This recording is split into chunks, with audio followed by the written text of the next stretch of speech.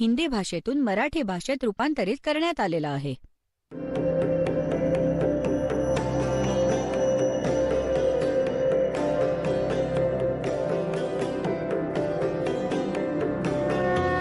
और ज्ञान सब ज्ञान डी कबीर ज्ञान सो ज्ञान और जैसे घोड़ा तोब कायम करता चले मैदान.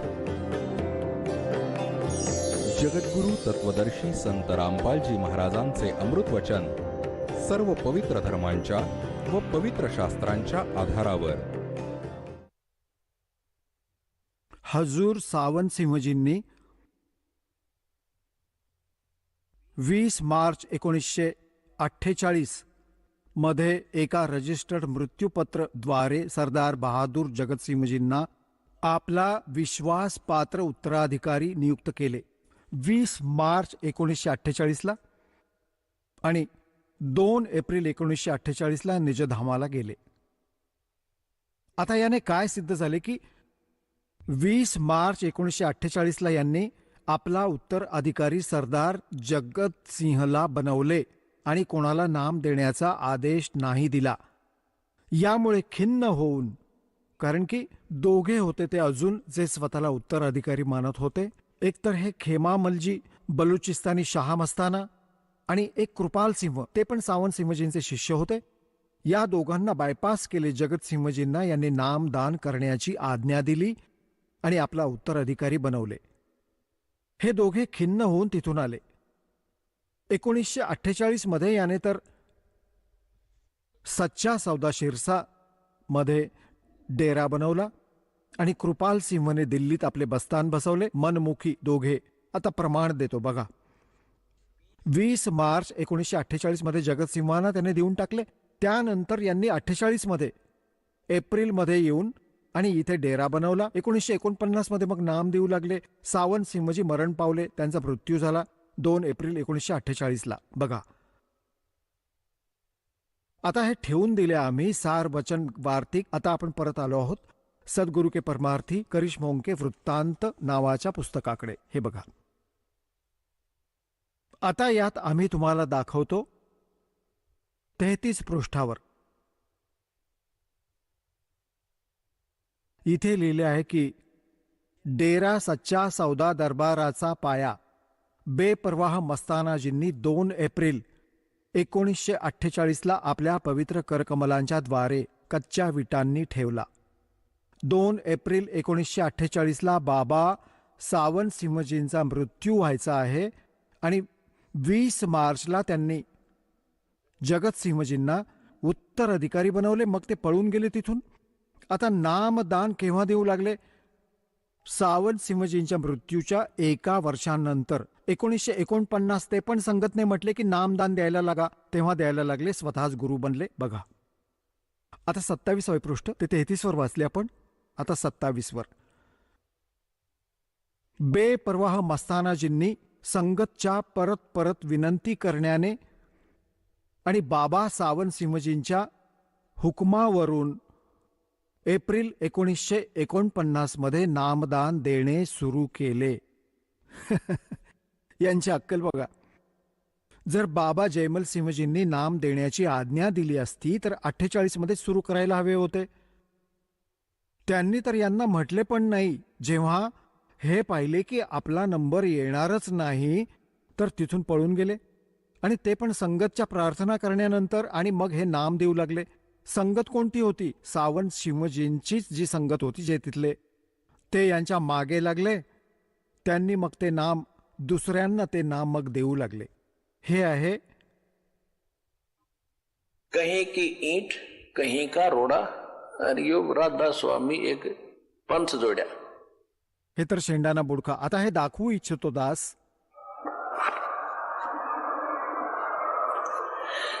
आता हे तर तुम्हाला माहीत पडले की कृपाल सिंह मिशन दिल्ली, कृपाल सिंह मधूनच आले ठाकूर सिंह, ज्याने नाही माहिती किती दुनिया खराब केली.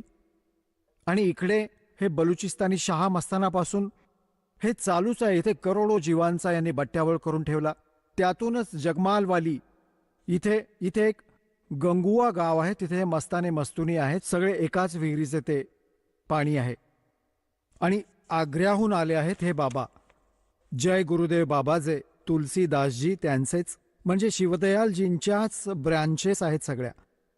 आता आम्ही शिवदयालजींचाच इतिहास सांगतो. त्यांच्याकडे काय ज्ञान होते, अंडरस्टूड होईल यांच्याकडे काय आहे, इतके पर्याप्त आहे. बघा, राधास्वामी हे पुस्तक आहे, सार बचन राधास्वामी वार्तिक. आणि हे तुम्हाला दाखवले होते. कुठून छापले आहे? हे इथून छापले आहे. हे इथून छापले आहे. प्रकाशक आहे जगदीश चंद्र सेठी, सेक्रेटरी राधास्वामी ब्यास, सत्संग ब्यास, डेरा बाबा जयमल सिंह इथून. आणि हे इथून छापले आहे. आता हे आपण वाचत वाचत इथे आलो होतो. ही तर यांची सगळी हिस्ट्री ऐकवली दासाने.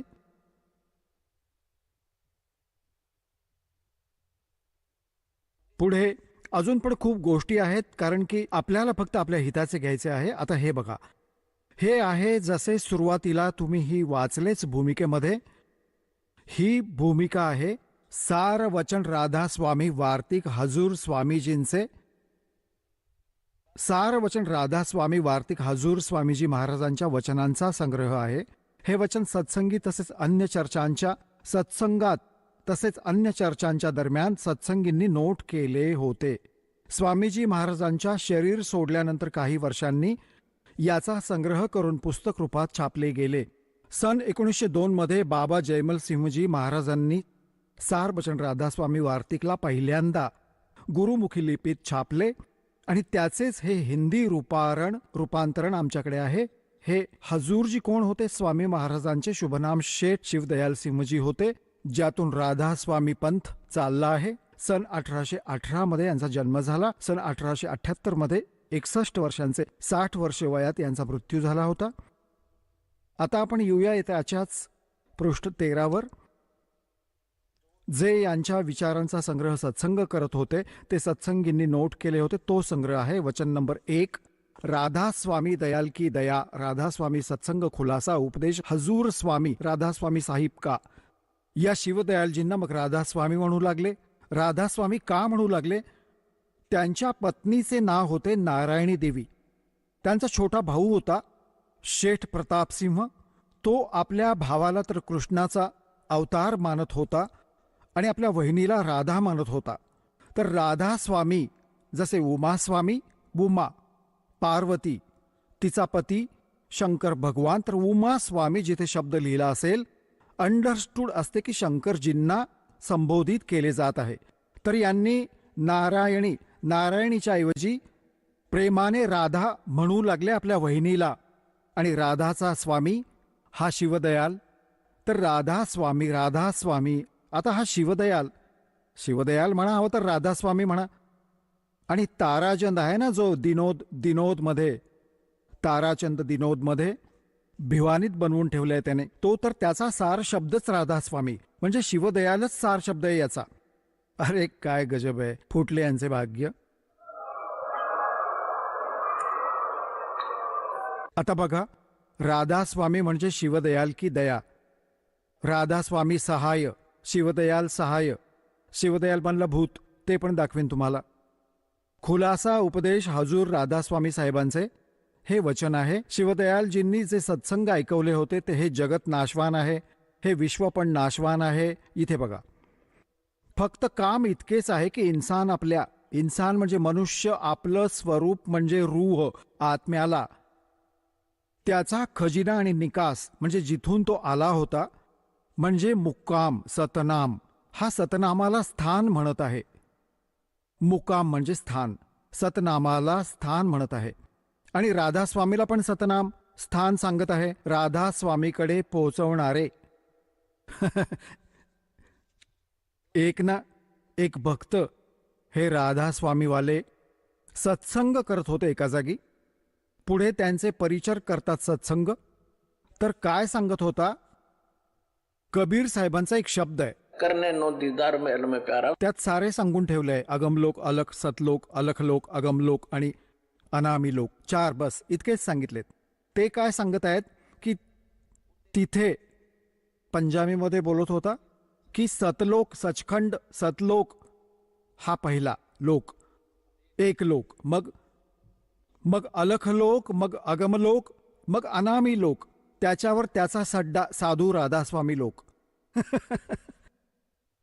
म्हणजे परमात्म्याने जिथे समाप्त केले होते फायनल अनामी लोकच्या नंतर ज्याचा वर सड्डा राधास्वामी लोक म्हणजे शिवदयालचा लोक, शिवदयाल बसलाय बुक्कीमध्ये आपल्या शिष्येमध्ये भूत बनून.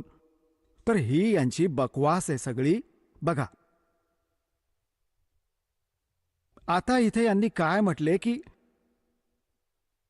फक्त काम इतके आहे 13 पृष्ठावर की मनुष्य आपल्या सुरतला आत्म्याला त्याच्या निकास म्हणजे आश्रयस्थान सतनाम आणि राधास्वामीकडे पोहोचवू दे. तिथे पोहोचलं तर काम झाले. सतनाम राधास्वामी आणि सतनाम स्थान सांगितले मुक्काम. पुढे बघा आता तिसरे वचन पृष्ठ नंबर 14 तिसरे वचन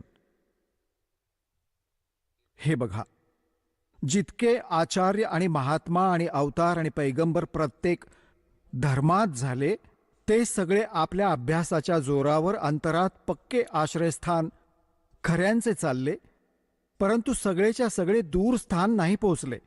तर खूपसे पहिल्या लक्षापर्यंत आणि कोणी स्थान दुसऱ्यापर्यंत आणि क्वचितच कोणी साधू प्रेमी स्थान तिसऱ्यापर्यंत पोहोचले आणि फक्त संतच स्थान 5व्या म्हणजे सतनामापर्यंत पोहोचले.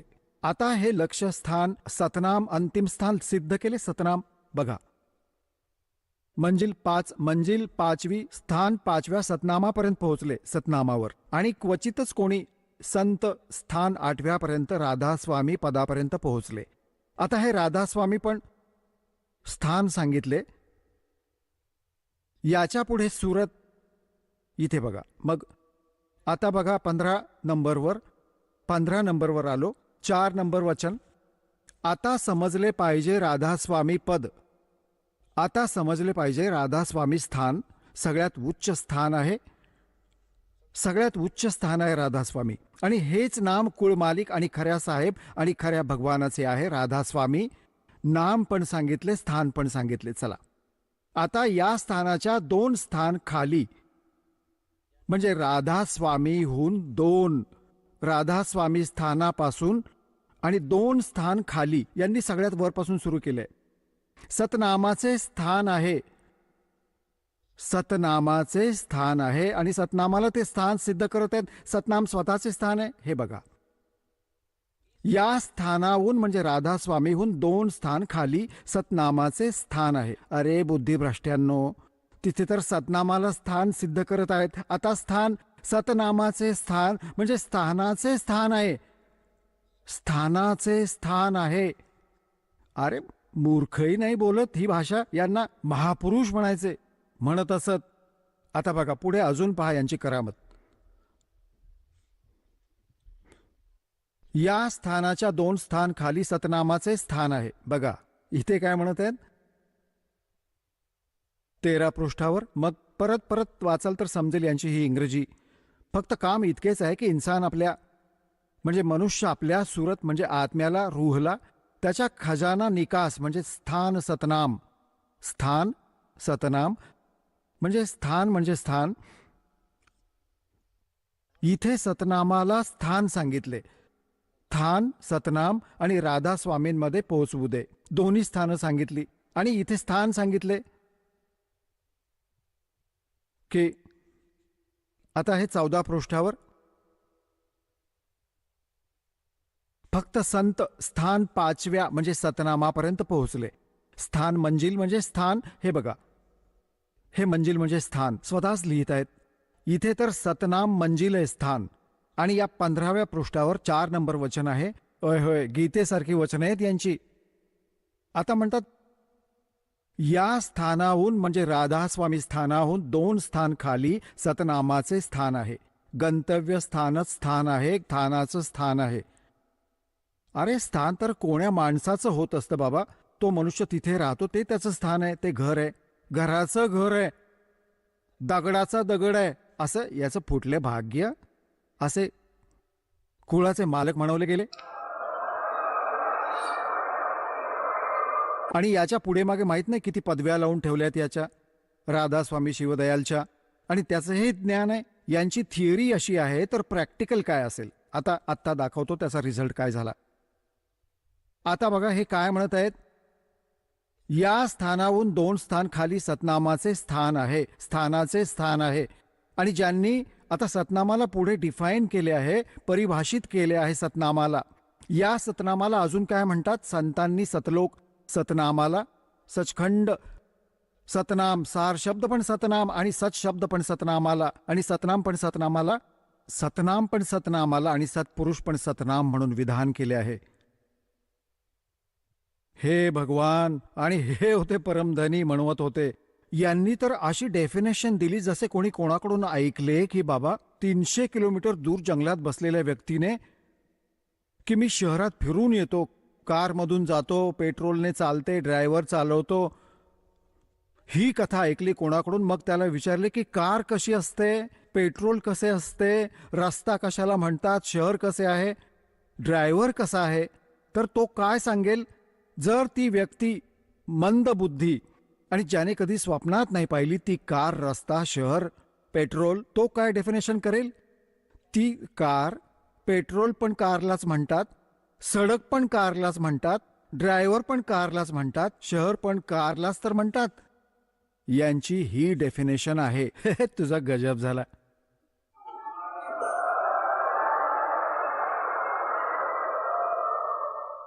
आता सतनामाच्या विषयी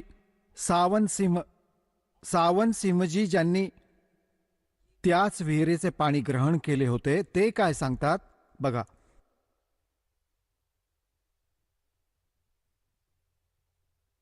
हे बघा, एक आहे पुस्तक संतमत प्रकाश भाग 3, हा 3रा भाग आहे.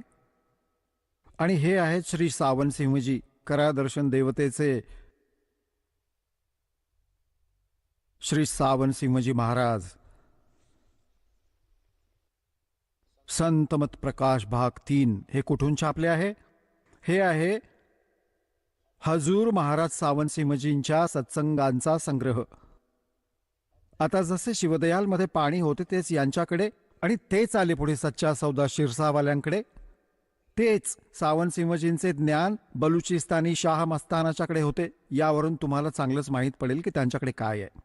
हे कुठून छापलंय बघा. प्रकाशक आहेत जगदीश चंद्र सेठी, सेक्रेटरी राधास्वामी सत्संग ब्यास, डेरा बाबा जयमाल सिंग, पंजाब इथून. हे मुद्रक आहेत गोपसन्स पेपर लिमिटेड. हे इथून छापले आहे सगळे बघा.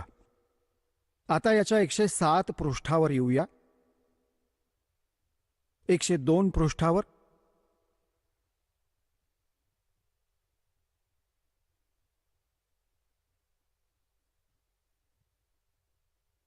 हे बघा, संतमत प्रकाश भाग 3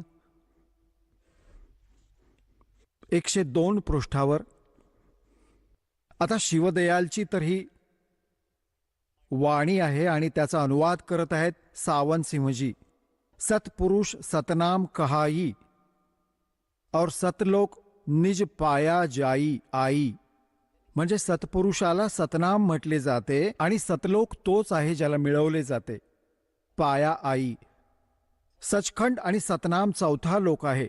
झाले ना? सचखंड किंवा सतनाम, सतनाम म्हणा किंवा सचखंड म्हणा, सतलोक म्हणा किंवा सतनाम म्हणा, हा चौथा लोक आहे. सतनाम चौथा लोक आहे आणि सगळ्यांच्या आत आहे.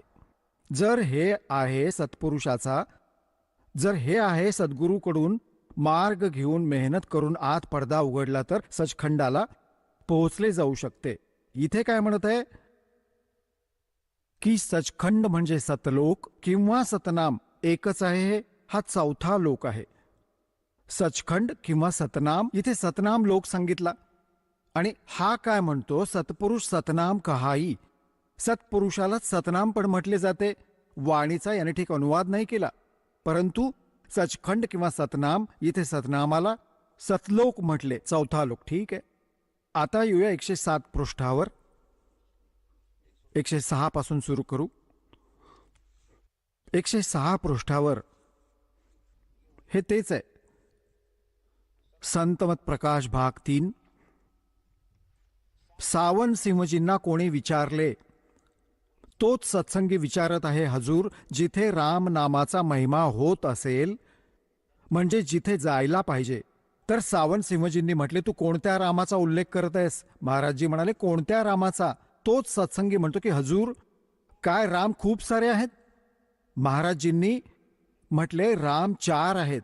सावंत सिंहजी सांगतात, राम 4 आहेत. तुमचा इशारा कोणत्या रामाकडे आहे? 107 पृष्ठावर आलो आपण. तोच सत्संगी, मग ते म्हणतात, सत्संगी विचारू लागला की स्पष्ट करून सांगा. तोच सत्संगी, हजूर, 4 रामांना विस्ताराने स्पष्ट करून सांगा. आता महाराज सावंत सिंहजी लागले 4 रामांची डेफिनेशन सांगायला. एक राम दशरथ घर डोला, एक राम घट घट में बोला, एक राम का सकल पसारा, एक राम त्रिभुवन से न्यारा. ही वाणी तर कबीर साहेबांची, आणि स्पष्ट करत आहेत सावंत सिंहजी. बघा काय हे बकवास करतात ते. पहिला राम महाराज दशरथांचा मुलगा होता, जो त्रेतायुगात झाला, अवतार होते. आपली ड्युटी करून निघून गेले, परंतु आता आपल्याला नाही भेटू शकत, आपले काम नाही करू शकत. दुसरा राम मन, जो घटाघटात व्याप्त आहे. तिसरा राम ब्रह्म आहे, जो सगळ्या त्रिलोकांना निर्माण करतो आणि पालन करतो व नाश करतो. आणि चौथा राम सतनाम आहे. हा खरा राम आहे. वाह रे देवता. यांच्या या सतनामात नाही माहीत राम आहे की लोक आहे की सत्शब्द आहे की सत्पुरुष, पण हे सतनाम. आता अजून एक दाखवतो यांची करामत. आता हा संतमत भाग 4. हा बघा संतमत प्रकाश भाग सावंत सिंहजींच्या, हजूर महाराज सावंत सिंहजींच्या सत्संगांचा संग्रह. हा भाग 4.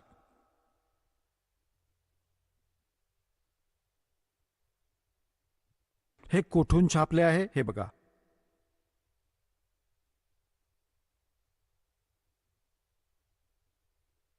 हे इथून छापले आहे. प्रकाशक आहेत सेवा सिंह, सेक्रेटरी राधास्वामी सत्संग ब्यास, डेरा बाबा जयमल सिंह, जिल्हा अमृतसर. पहिल्या वेळी छापला हा सन पहिल्या वेळेपासून 9व्या वेळेपर्यंत इतके छापले. हे तर लाखोंच्या संख्येत छापून ठेवलेत. इथे आहे मुद्रक आहे सरताज प्रिंटिंग प्रेस, तांडा रोड, जोशी इस्टेट, जालंधर. हे सेक्रेटरी यांचे प्रकाशक. आता याचे तुम्हाला दाखवतो.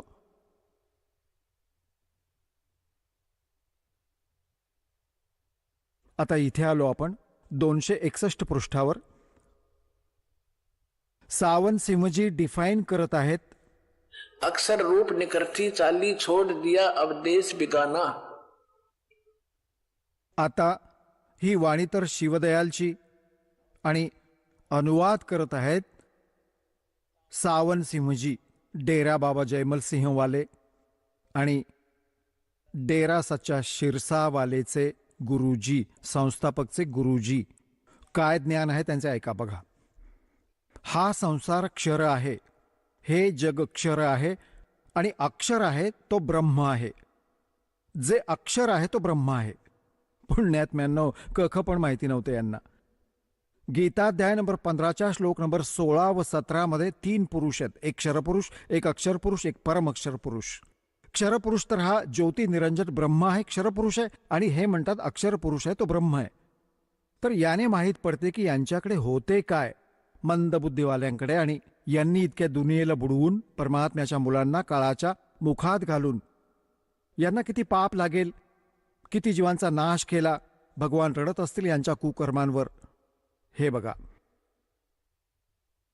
हे जग जे क्षर आहे आणि अक्षर आहे तो ब्रह्म आहे, आणि नि अक्षर पारब्रह्म आहे. जेव्हा हे जग बनले, आम्ही या महालात दुनियेत गुजराण करत आलो आहोत, परंतु आता गुरुच्या कृपेने आत्मा महालाला सोडून सतलोकाला जात आहे. बघा, आणि गुरु ग्रंथ साहिब मध्ये मोठे गहन आणि गुप्त रहस्य आहेत. एका स्थानावर येते 52 अक्षर लोक तेरे सब कुछ इनके माही इन्हीं माहे, ये अक्षर खिर जाएंगे वो अक्षर इनमें नाही. गुरु ग्रंथ साहिब मध्ये 340 पृष्ठावर हे लिहिले आहे की 52 अक्षर लोक तेरे सब कुछ इनके माँ इन ही माँ है, और ये अक्षर तो खिर जाएंगे, वो अक्षर इनमें ना है। आता बघा, गुरु ग्रंथ साहेबची वाणी आहे, गुरु नानक देवजींची 340 पृष्ठावरून यांनी घेतली आहे. हे पुढे याला कसे डिफाईन करतील, हे चुकीचे डिफाईन करतील. याचा अर्थ हा आहे की जसे 52 अक्षरे संस्कृत भाषेत मानली गेली आहेत, 52 अक्षरे हा संस्कृत भाषेकडे संकेत आहे. संस्कृत भाषेत सगळे वेद आणि गीता लिपिबद्ध आहेत, त्यात ती 2 अक्षरे नाही आहेत. आता यात जी 2 अक्षरे, इथे जी 2 ते अक्षर यात नाहीये, 2 अक्षरे नाहीये, ते अक्षर यात नाहीये ज्याने मोक्ष होईल. या वेदात ओनली ओम मंत्र आहे, आणि त्यात आमची जाती सतनाम आहे, आमचा धर्म सत्पुरुष आहे, आणि एक आदिनाम आणि एक सतनाम वेगळे आहे, आणि हे सतनाम त्याला स्वतःला जोडतात. त्या 5 त्यांच्यात 5 ही नामांमध्ये, म्हणजे यांना कख पण नाही माहीत. सतनाम सतनाम जप करा. सतनाम तर 2 अक्षरांचा तो श्वास उच्छ्वासाने जप करायचा आहे. आणि परमात्मा म्हणतात, सोहम शब्द हम जग में लाए, सार शब्द हमने गुप्त छुपाए. हे आदिनाम जे आहे ते सारनाम आहे, सार शब्द म्हणतात याला, आणि सोहम शब्द म्हणतात. आम्ही आणला ना, कोणत्या वेदात ना कोणत्या शास्त्रात, कुठे नाही तुमच्या इथे. आणि तेच नानक साहेब जे म्हणत आहेत की ते अक्षर यात नाहीये, ते कोणकोणते, हे सारनाम, हे सोहम आणि हे आदिनाम, हे तुमच्या यांच्यात नाहीये. ते तर परमात्मा स्वतः येऊन प्रकट होऊन ते देतात. आता एकानंतर तर सगळी गोष्ट सेट होऊन जाईल, समजेल. राधा स्वामी पंथाला चालवणारे त्याच्या आधाराने सगळे भक्ती करत आहेत, तर राधास्वामी पंथाचे प्रवर्तक श्री शिवदयालजी यांची काय अवस्था झाली या 5 नामांचा जप करण्याने. आणि शिवदयालजींचा कोणी गुरु नव्हता. आणि कबीर साहेब म्हणजे आपले सद्ग्रंथ काय सांगतात, गीताध्याय नंबर 16च्या श्लोक नंबर 23 व 24ला परत आधार बनवूया, जिथून सत्संग स्टार्ट झाला होता. यात म्हटले की गीताध्याय नंबर 16च्या श्लोक 23 मध्ये म्हटलंय की शास्त्रविधीला त्यागून जे मनमानी आचरण करतात त्यांची ना तर गती होते, ना त्यांना सुख होते, ना कोणती सिद्धी प्राप्त होते. युजलेस. यासाठी अर्जुन सद्ग्रंथांना आधार मान आणि सर्व मिथ्या गोष्टींना सोड. कर्तव्य आणि अकर्तव्याच्या व्यवस्थेत आपले सद्ग्रंथ सूक्ष्मवेद काय सांगतात. गुरु बिन माला फेरते, गुरु बिन देते दान, गुरु बिन दोनों निष्फल हैं, जे पूछो वेद पुराण. गुरुच्या शिवाय कोणी पण साधना करत असेल तर युजलेस आहे. आणि शिवदयालजींचा कोणी गुरु नव्हता. रामकृष्ण से कौन बड़ो, उन्हों भी गुरु कीन, 3 लोक के वेदनी वै गुरु आगे अधीन. गुरु युग गर्भ योगेश्वर गुरु बिना, जो करता हर की सेव, कह कबीर बैकुंठ से वो फेर दिया सुखदेव. राजा जनक गुरु किए फिर कीनी हर की सेव, कह कबीर स्वर्ग में वो चले गए सुखदेव. म्हणजे सुखदेवला पण गर्भात ज्ञान झाले होते, विना गुरुचा भगवानाच्या विष्णूजींच्या लोकात गेला होता, तिथून परत आपटले, चल जा इथून, गुरु धारण करून ये.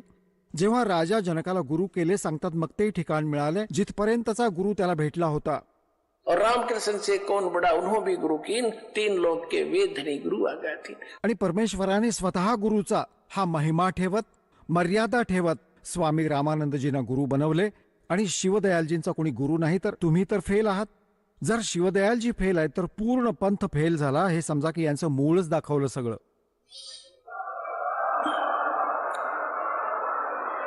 आता शिवदयालजींची काय दशा झाली ते दाखवतो बघा. जीवन चरित्र आहे,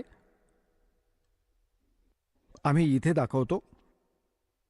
राधा स्वामी दयाल की दया, राधा स्वामी सहाय जीवन चरित्र, स्वामी जी महाराज. याचे लेखक कोण आहेत? लाला प्रतापसिंह शेठ उर्फ चाचाजी साहेब. हे शिवदयालजींचे छोटे भाऊ होते प्रतापसिंह. यांचे लेखक प्रकाशक आहे राधा स्वामी ट्रस्ट, स्वामी बाग आग्रा. सर्वाधिकार प्रकाशक द्वारा सुरक्षित आहेत.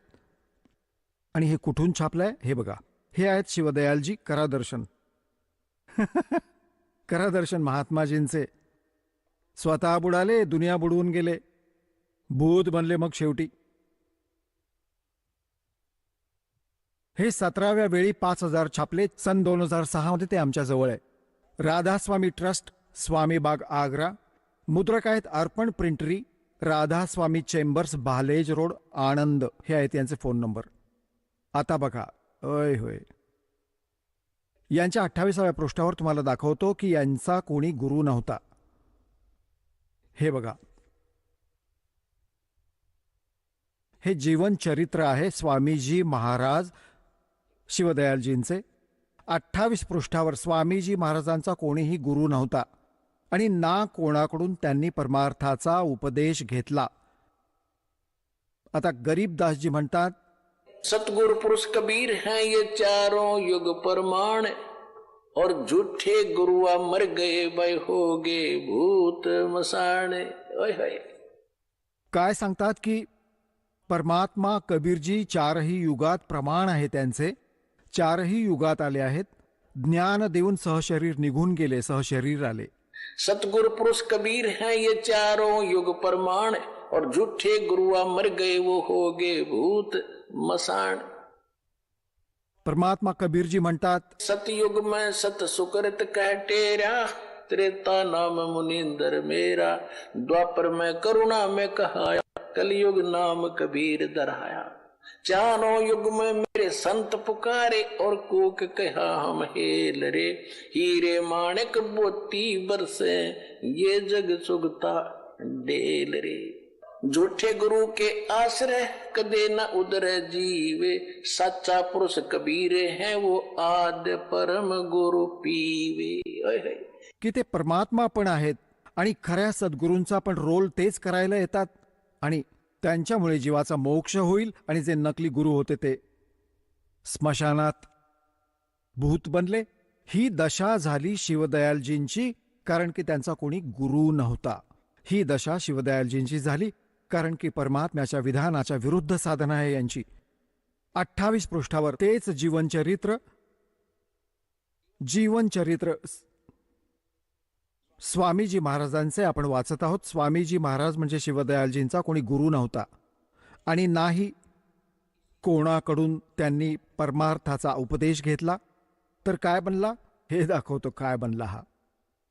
78 पृष्ठावर जीवनचरित्र स्वामीजी महाराजांचे 71 नंबर यांचे हे वचन आहे. आता बुक्कीजींचा, जी शिब्बूजींची छोटी बहीण होती, थोडेसे हाल लिहिले जात आहेत. ही शिब्बूजींच्या काही काळानंतर स्वामीजी महाराजांच्या शरणात आली होती. जेव्हा त्यांनी काही दिवस सत्संग केला आणि वचन स्वामीजी महाराजांचे ऐकले आणि ते वचन हृदयात सामावले गेले, तेव्हा त्यांच्या प्रेमाची हालत अजब होती. जेव्हा स्वामीजी महाराज वचन म्हणजे प्रवचन करत होते किंवा पोथीचे अर्थ किंवा अर्थपोथ्यांचे करत होते, तेव्हा त्यांचे डोळे लालबुंद अंगाऱ्याप्रमाणे व्हायचे आणि अश्रू बरोबर ओघळत राहायचे. खूप वेळपर्यंत म्हणजे तासन तास त्या वचनांचा प्रभाव बनून राहत होता. आणि मग स्वामीजी महाराज कथेतून वेळ काढून हुक्का पित होते. हाय रे देवता, हुक्का पण पित होता परमधनी. आणि हुक्का पिणाऱ्यांच्या बद्दल सूक्ष्म वेदात काय म्हटले आहे म्हणतात, सुरापान मद मांसाहारी, गमन कर भोग पर नारी, 70 जन्म कटेंगे सीसम, साक्षी साहेब है जगदीशम. मदरा पीवे कड़वा पानी, 70 जन्म समान के जानी. कहते 100 नारी जारी करे, और सुरापान 100 बार, एक वो डूबे काली दार. सूक्ष्म वेदात काय सांगितलंय की सुरापान मद मांसाहारी और गमन करें भोगे पर नारी, 70 जन्म कटेंगे शीशम, साक्षी साहेब है जगदीशम. कोणी दारू पितो, परस्त्री कोणाच्या दुसऱ्याच्या पत्नीच्यासाठी वाईट नियत ठेवतो, सुरापान मद मांसाहारी आणि मांस खातो, त्यांचे म्हणतात 70 जन्म कटेंगे शीशम. त्यांचा 70 जन्मांपर्यंत त्यांचे डोके कटून मृत्यू होईल. कधी, कोणत्या रूपात, कधी, कुठे, कोणत्या कारणाने, कुत्रा, बकरी, गाढव बनून. मग सांगितले आहे 100 नारी जारी करे. एक नारी परगमन करण्याने किती पाप, 70 जन्म डोके कापले जाईल. मग म्हणतात 100 नारी जारी करे, सुरापान 100 बार, और एक चलम हुक्का भी भरने वो डूबे काली दार. भरून देणाऱ्याला पाप आहे, कोणाला सहयोग करण्यात. आणि जो पितो त्याचा तर सर्वनाश आहे. तर शिवदयालजी तर हुक्का पण पित होते. भांग तमाकू छोतरा अफू और शराब कह कबीर कौन करे बंदगी भाई ये तो करे खराब. तंबाखू अशा प्रकारचे जे व्यसन करतात ते कधी भक्ती नाही करू शकत, त्यांची मुक्ती नाही होऊ शकत. आणि हे जिवंत उदाहरण आहे तुमच्यासमोर.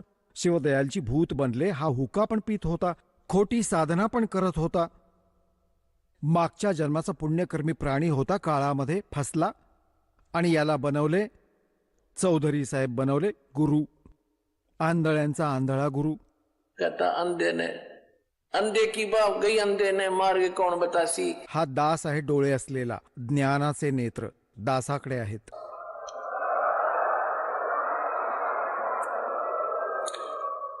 स्वामीजी महाराज, परत बघूया. स्वामीजी महाराज कथेतून वेळ काढून हुक्का पित होते किंवा अभ्यासाचा रस घेत असत किंवा कथा सांगायला बसत होते, तेव्हा बुक्कीजी महाराजांच्या पायाचा अंगठा तोंडात ठेवून तासन तास चरणामृताचा रस घेत होती. आणि जेव्हा कोणी डोके टेकण्यासाठी बाजूला करू बघायचा तेव्हा ती पाय सोडू इच्छित नसायची. डोके टेकणाऱ्याला तेव्हा सांगितले जायचे की तू दुसऱ्या पायावर डोके टेकव, या भक्ती भुकेलीला नका हटवू. पुढे बघा.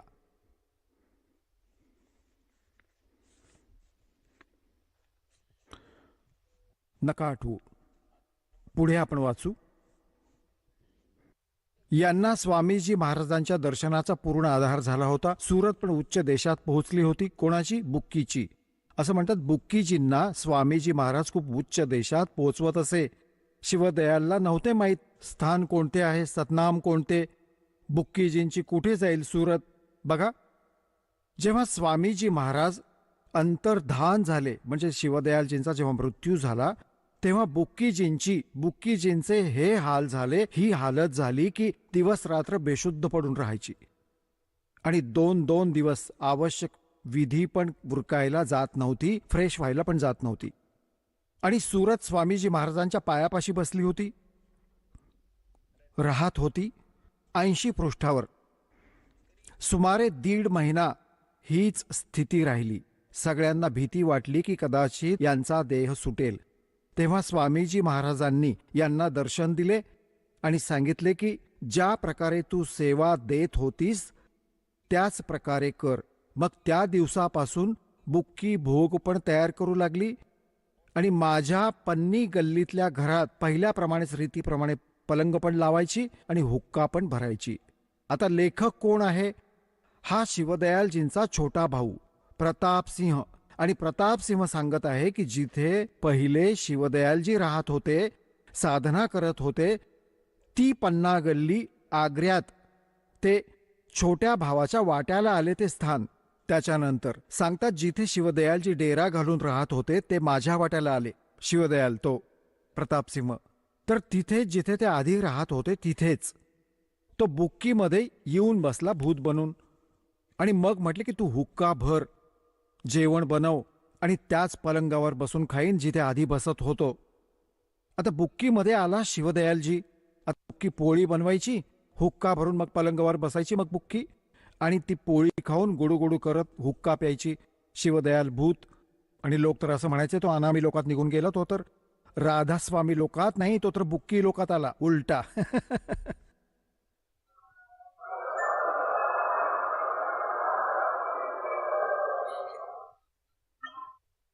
परत बघा. तेव्हा स्वामीजींनी त्यांना दर्शन दिले. कोणाला? बुक्कीला. आणि आदेश दिला की ज्याप्रमाणे तू सेवा देत होतीस त्याप्रमाणे कर. मग त्या दिवसापासून बुक्कीजी भोग तयार करू लागली, करत होती, पोळी बनवत होती. आणि माझ्या पन्नी गल्लीतल्या घरात पहिल्या रिवाजाप्रमाणे ती पलंग लावायची, हुक्का भरायची. जसे शिवदयालजी जिवंत होते जेव्हा पलंग तयार करून हुक्का भरून त्याला पिण्यासाठी आणि पोळी खायला देत होती, मग स्वतःच पोळी बनवून खाऊन आणि पलंगावर बसून हुक्का पित होती. तिच्यात तर ते भूत पित होते. बुक्की तर आधी हुक्का पित नव्हती. ते भूत, शिवदयालजी भूत बनून तिच्यात जाऊन हुक्का पिऊ लागला. पहिल्या रीतीप्रमाणे ती हुक्का पण भरत होती, तो पलंग अजून पण घातलेला असतो. गरज असेल त्याप्रमाणे सेवा देत असे. म्हणजे पहिले सेवा करत होती, त्याप्रमाणेच सगळी कामे करू लागली. आणि स्वामीजी महाराज त्यांना ध्यानाच्या वेळी प्रकट दर्शन देत होते आणि कुलसेवा त्याप्रमाणे कबूल करत होते, जसे की अंतर्धान होण्याच्या पेशतर म्हणजे पहिले करत होते. जसे मरणाच्या आधी पोळी खायचा, हुक्का प्यायचा, त्यानंतर तो बुक्कीत प्रवेश करून असे खाऊ लागला. बुक्कीजींना महाराज तिच्या शेवटच्या श्वासापर्यंत प्रकट राहिले. जोपर्यंत बुक्की नाही मेली ते तिच्यात राहिले भूत. शिवदयालजी बुक्की लोकात बसला. इथपर्यंत की ज्या कोणाला जेव्हा कोणती गोष्ट स्वामीजी महाराजांना निवेदन करायची असायची तर ते बुक्कीजींच्या मार्फत त्यांना प्रार्थना करून सांगत असत. बुक्कीजींमध्ये इंटरनेट लागले ते मग त्यात बोलू लागायचे. ते भूत बोलायचे, त्याच्या पुढे अर्ज करायचे, म्हणायचे महाराज हे दुःख झाले, त्याचे समाधान पहिले करायचे. तसंच मग त्याला परत उपाय सांगू लागला. म्हणजे बुक्कीजी अभ्यासाच्या वेळी स्वामीजी महाराजांना प्रकट करून ती त्या गुरुची भूमिका करायची. त्या गरजवंताला पण लेखक त्याचा छोटा भाऊ शिवदयालजींचा सांगत आहे प्रतापसिंह की मला पण कोणती अडचण आपत्ती यायची, संभ्रम पडायचा आणि त्यावेळी संभ्रमाच्या वेळी घाबरायला व्हायचे, तर कोणत्याही प्रकारे अक्कल काम नाही करायची. तेव्हा बुक्कीजींच्या मार्फत स्वामीजी महाराजांचा हुकूम घेत होतो. बुक्कीजींच्या पुढे बोलायचे. शिवदयाल आत बसलाच होता आणि जसा हुकूम व्हायचा तसेच तो भक्त आज्ञा पाळायचा. याच प्रकारे रायसाहेबांनी, एक अजून होता त्यांचा गुरु, नंतर झाला रायसाहेब, रायसाहेबांनी पण मौज केली होती की बुक्कीजी मार्फत 2-4 वेळा हुकूम मिळवले होते. ही आहे यांची हिस्ट्री बाबा. राधास्वामी पंथाचा प्रवर्तक बुक्कीच्या आत आपल्या शिष्येत भूत बनून बसला आहे. तिथे शंकांचं समाधान करत आहे आणि हे म्हणतात की ते तर अनामी लोकात गेले, ते तर बुक्की लोकात फिट झाले आणि बुक्कीतच तिथे तोपर्यंत राहिले जोपर्यंत ती मेली नाही. तर पुण्यात्म्यांनो, दासाचा उद्देश इतके सगळे प्रयत्न करण्याचा हा आहे की तुम्ही तरी वाचा. जे बाकी राहिले आहेत, निघा त्या नरकातून. या सतलोक आश्रम बरवाला जिल्हा हिसारमध्ये आपले कल्याण करून घ्या.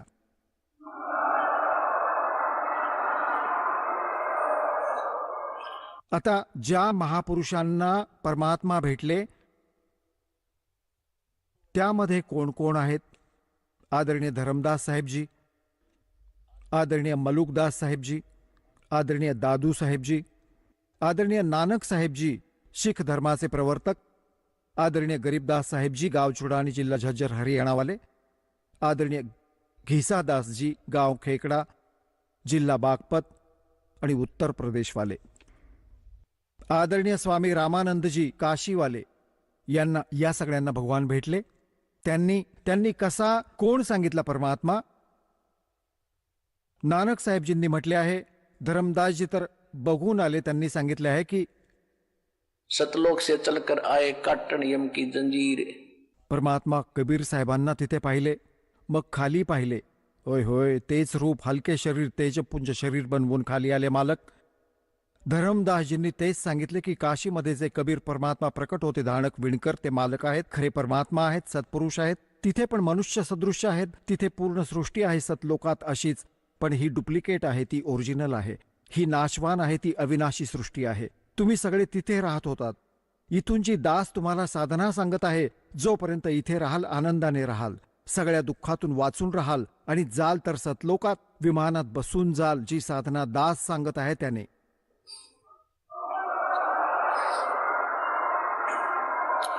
आणि हीच साधना कोणकोणत्या महापुरुषांनी केली? तुम्हाला सत्संगाच्या प्रारंभीचे एक ज्ञान दिले, सांगितले होते की परमात्म्याने सांगितले होते की 12वा पंथ जो माझ्या नावाने काळ चालवेल, त्यात पुण्यात्मा गरीबदासजी आले होते. त्यांच्याद्वारे माझ्या महिमेची वाणी प्रकट होईल. तिला परत आम्ही येऊन पुन्हा सांगू, समजावू. तर गरीबदासजींना परमात्मा भेटले होते, सचखंडाला नेऊन परत सोडले होते. नानक साहेबजींना पण परमात्मा भेटले होते, सचखंडाला नेऊन परत सोडले होते. दादू साहेबजींना परमात्मा स्वतः येऊन भेटले होते, सचखंडाला नेऊन परत सोडले होते. घिसादास साहेबजींना पण परमात्मा भेटले होते, सचखंडाला नेऊन परत सोडले होते. या सगळ्या महापुरुषांना परमात्म्याने आपला परिचय स्वतः करवून मग सद्भक्ती दिली होती. म्हटले होते की हे आहे स्थान तुमचे, इथे ही व्यवस्था आहे, आता याला डिक्लेअर करू नका. धर्मदास मेरी लाख दुहाई, ये मूल ज्ञान की बाहर ना जाई. हे मूळ ज्ञान आहे जे दास तुम्हाला सांगत आहे. मूल ज्ञान बाहर जो पड़ी बिचली पीढ़ी हंसनी तेरी, और मूल ज्ञान तब तक छुपाई जब तक द्वादश पंथ ना मिट जाई. तर या दासाला आदेश दिला आहे या मूळ ज्ञानाला समजावण्याचा. परमात्म्याने पण म्हटले होते की मी येईन, मग दुसऱ्यांदा या ज्ञानाला योग्य पद्धतीने समजावीन. जेव्हा 5505 कलियुग संपून जाईल त्यावेळी हा प्रचार सुरू होईल. आत्ता आहे तो प्राईम टाइम, जी दासावर कृपा झाली आहे आणि तुमच्यावर कृपा होत आहे, कारण की तुम्ही यावेळी जन्माला आहात. तर त्या महापुरुषांनी कोणाला भगवान सांगितले? हम सुल्तान. नानक साहेबांनी काय म्हटले आहे की एक तेरा नाम तारे संसार में ए हो आस ए हो आधार. ये फाई सूरत मुल्क की वेश ए ठगवाड़ा ठगी देश खरासियाना बहुता बार ये धानक रूप रहा करता. हा 24 नंबर पृष्ठ गुरु ग्रंथ साहिब मध्ये नानक साहेबांची महिला पहिलाची वाणी आहे. 721 पृष्ठावर नाम लिहिले आहे गुरु ग्रंथ साहिब मध्ये कबीर साहेबांचे. एक अर्ज गुफ्तम पेश तो दर कौन करतार हक्का कबीर करीम तो. हक्का कबीर, करीम म्हणजे दयाळू, सत कबीर. हक्का म्हणजे सत, खरा, अविनाशी, और कबीर करीम तो बेअपरवरदिगार. बोलो सतगुरुदेव.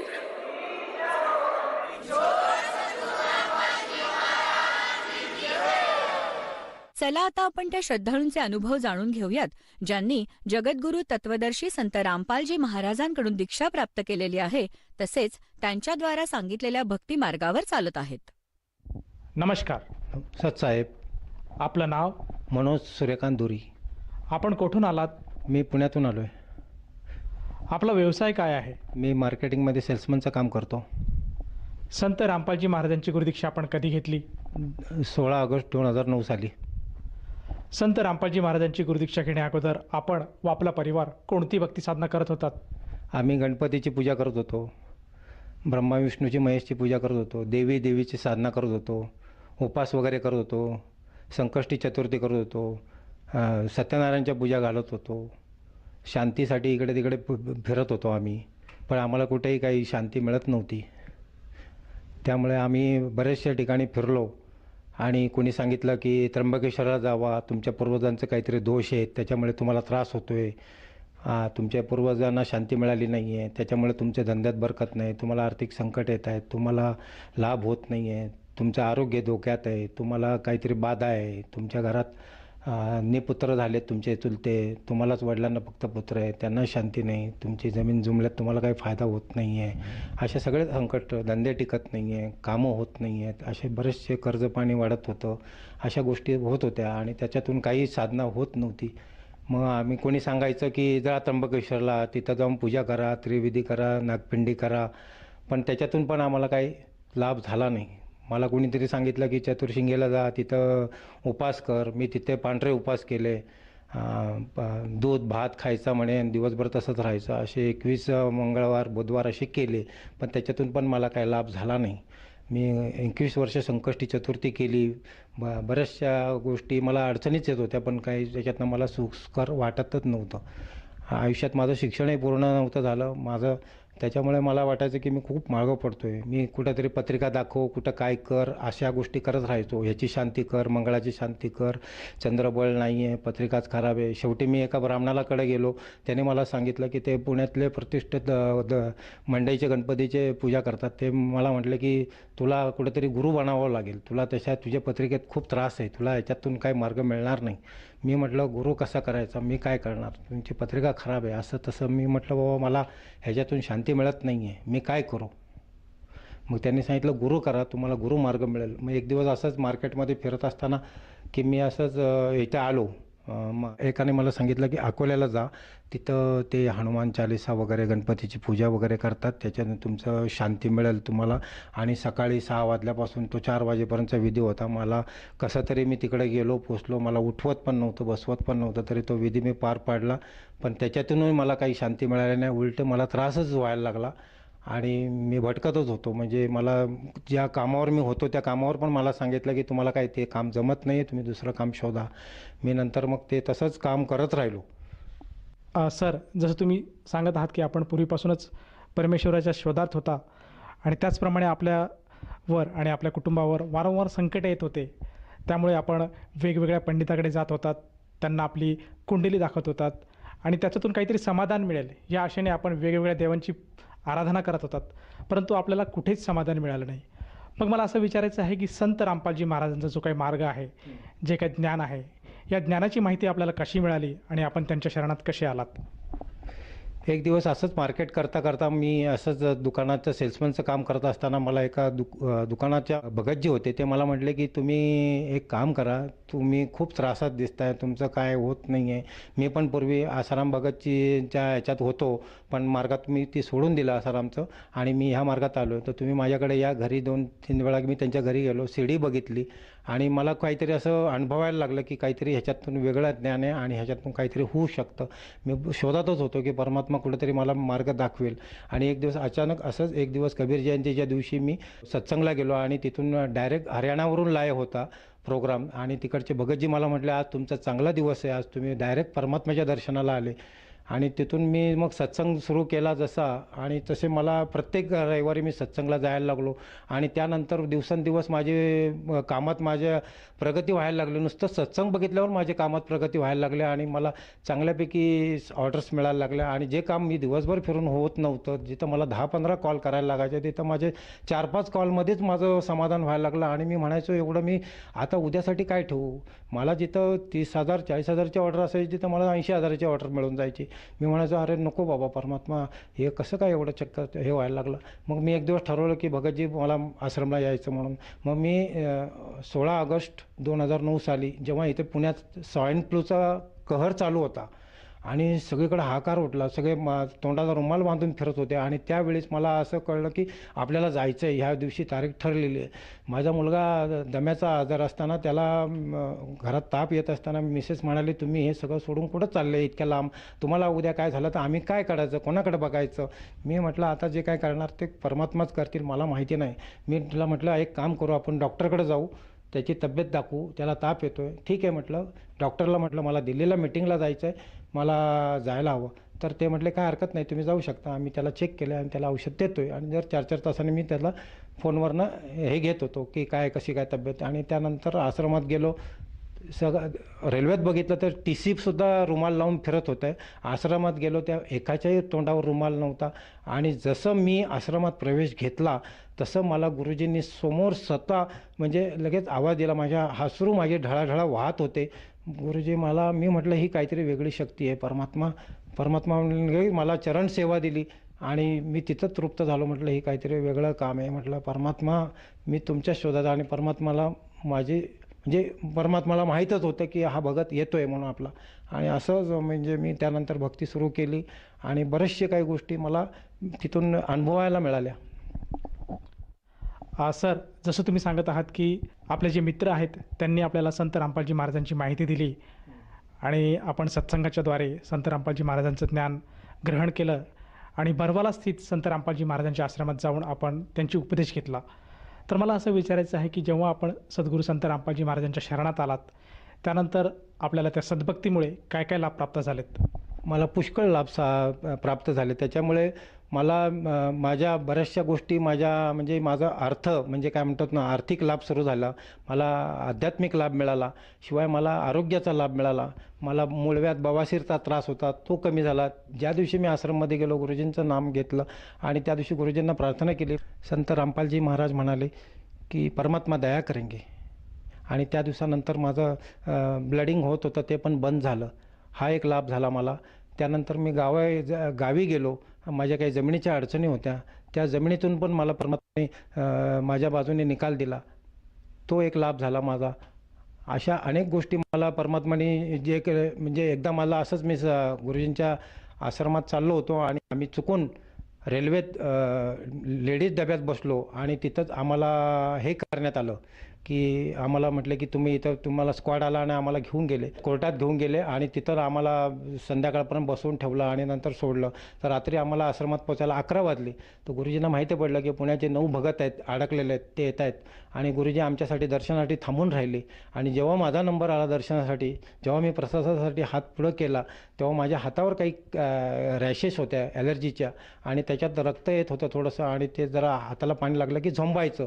तर गुरुजींच्या ह्याच्यातून मला डोळ्यातून अशी दिव्य दृष्टी दिसली की किरण दिसले की त्यांनी माझ्या हातावर पडले आणि मी म्हटलं की मालिक संत रामपालजी महाराज परमात्मा आहे, साक्षात परमात्मा आहेत.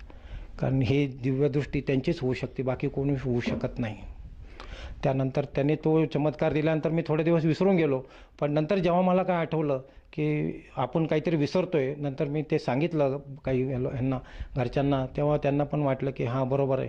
आणि ह्या सगळ्या गोष्टी करता करता मी माझ्या घरच्यांनाही या भक्तीत मार्गात आणलं, माझ्या मुलालाही आणलं आणि त्यांनाही लाभ झालेत. मुलगा आहे आज एकही विषय म्हणजे कधीही त्याला आरोग्याचा त्रास म्हणजे होऊ दिला नाही परमात्माने आणि तो आज पूर्णपणे ग्रॅज्युएट झाला BSc आणि घरी मिसेस पण आमची भक्ती करते, सगळे भक्ती करतायत. असे अनेक लाभ आम्हाला होत चाललेत. सर, जिथे जिथे आपण आज सांगता आहात की गुरुजींच्या दयेमुळे, परमात्माच्या दयेमुळे, तर हे नेमके गुरुजी आणि परमात्मा हे कोण आहेत? गुरुजी परमात्मा आदिराम साक्षात परमात्मा आहेत. संत रामपालजी महाराजच कबीर साहेब आहेत. त्यांनी अवतार घेतलेला आहे, त्यांच्यात त्यांनी प्रवेश केलेला आहे. म्हणजे आपण असं सांगत आहात की गुरुजी म्हणजे साक्षात संत रामपालजी महाराज आणि संत रामपालजी महाराजांच्या दयेमुळेच आपल्याला लाभ प्राप्त झालेत. तर मला असं विचारायचं आहे की या सद्भक्तीमुळे आणि संत रामपालजी महाराजांच्या उपदेशामुळे आपल्याला व आपल्या परिवाराला जे काही लाभ झालेत, ह्या लाभामधून आपण आपल्यासारखे जे अन्य जे भाविक आहेत, जे श्रद्धाळू आहेत, या सर्वांना आपण काय संदेश द्याल? मी हेच म्हणेन की शास्त्रानुसार तुम्ही वाचा, सगळं ज्ञान पुस्तक वाचा, ज्ञानगंगा वाचा, जिने की राहा वाचा. त्याच्यात तुम्हाला पूर्ण ज्ञान मिळेल. ही भक्ती कशी आहे, ही शास्त्रानुकूल आहे आणि ह्याचं ज्ञान घ्या. त्यानंतर तुम्हाला कळेल की शास्त्रविधी हे सगळं ज्ञान घेतल्यानंतर त्या पूर्णपणे नामदीक्षा घेतल्यानंतर आपल्याला काय जीवनात बदल होतो हे तुम्हाला कळून चुकेल. आपल्याला आर्थिक, आरोग्य आणि सगळ्या गोष्टीतून आपल्याला ह्याच्यातून परमात्मा दया करतात आणि आपल्याला कुठलंही संकट येऊ देत नाहीत. माझी तुम्हाला कळकळीची विनंती आहे की मी आत्म्यापासून बोलतो माझ्या, की जे काय करताय तुम्ही, की तुम्ही संत रामपालजी महाराजांची गुरुदीक्षा घ्या, त्यांचं ज्ञान समजून घ्या आणि शास्त्रविधीनुसार तुम्ही त्यांची भक्ती करा. त्यापासून तुम्हाला अनेक लाभ होतील आणि तुम्ही ह्या काळाच्या ह्याच्यातून मुक्त व्हाल. सर, जसं तुम्ही सांगत आहात की आज मानव समाजाने, प्रत्येकाने संत रामपालजी महाराजांचं ज्ञान आहे हे समजून घेतलं पाहिजे आणि त्यांच्याकडनं नामोपदेश घेऊन आपल्या जीवनाचं कल्याण करायला हवं. तर ह्या अनुषंगाने जर एखाद्या साधकाला असं वाटलं की आपणसुद्धा संत रामपालजी महाराजांची सद्भक्ती घ्यायला हवी, तर तो साधक किंवा ती व्यक्ती संत रामपालजी महाराजांची नामदीक्षा कशी घेऊ शकेल? संत रामपालजी महाराजांचे टीव्हीवर, चॅनलवर सत्संग येत आहेत आणि त्याच्यावर काही मोबाईल नंबर येत आहेत. त्यातला कुठलाही नंबर तुम्ही घेऊन त्याच्यावरती क्लिक करून तिथून तुम्ही नाम सेंटरशी संपर्क साधू शकता आणि नामदीक्षा घेऊ शकता. सर, जसं तुम्ही सांगत आहात की आज विविध चॅनलवर संत रामपालजी महाराजांचे सत्संग येतात आणि सत्संग चालू असताना TV स्क्रीनवर काही मोबाईल नंबर दाखवले जातात. त्या मोबाईल नंबरपैकी कुठल्या एखाद्या नंबरवर जर साधकाने संपर्क साधला तर त्याला जवळच्या नामदान केंद्राची माहिती मिळेल आणि तेथे जाऊन तो व्यक्ती नामदीक्षा घेऊ शकेल. परंतु मला असं विचारायचं आहे की ह्या नामदीक्षेसाठी त्या साधकाला किती पैसे मोजावे लागतात? तिथे एकही रुपया द्यावा लागत नाही. तिथे फुकटमध्ये निःशुल्क नाम मिळू शकते. धन्यवाद. सतसाहेब.